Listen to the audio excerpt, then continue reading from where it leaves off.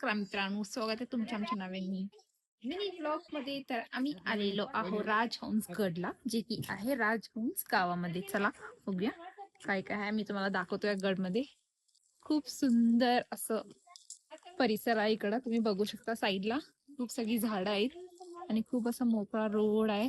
आता आज गर्दी नाही आहे. इकडे बघू शकता किती छान वाटायलंय.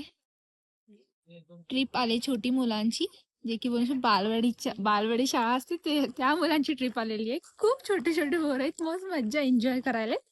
तर चला बघूया, मी तुम्हाला दाखवते. सगळं दाखवणार मी या ब्लॉग मध्ये तुम्हाला, की कसं काय काय आहे, कुठं आहे. तर आम्ही आलेलो आमच्या फॅमिली बरोबर, आई बाबा मी.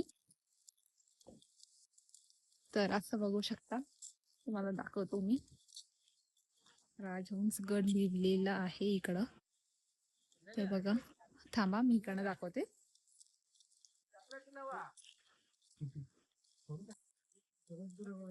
हे बघा, असं ही कमान आहे.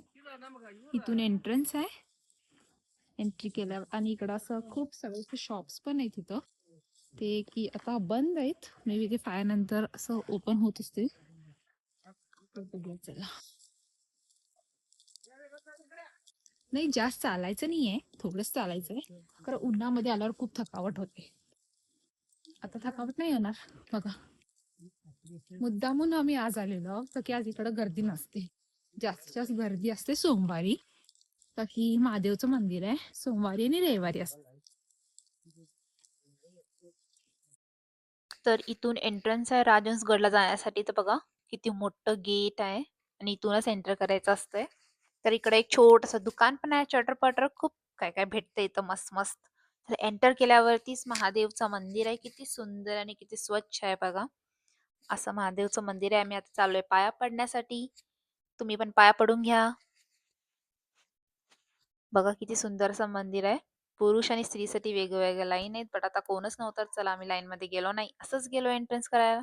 पाया पडून पण घेतलो आणि एक छोटे छोटे मंदिर पण आहेत इकडंच राजहंसगडकडे. मंदिरच्या साईडलाच मंदिर आहेत छोटे छोटे.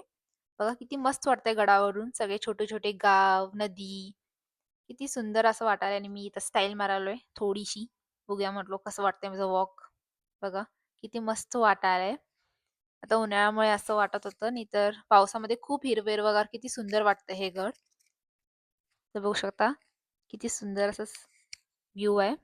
आणि बघा माझी फॅमिली इथं बसलेली आहे, थकून गेली यार ती तर. मी तर मस्त एन्जॉय करायलोय गडाला आल्यावरती. बघा किती मस्त वाटायलंय सूर्यकिरण. आणि सगळ्यात मोठं महाराजांची मूर्ती इथं आहे. बघू शकता किती सुंदर मूर्ती आहे महाराजांची.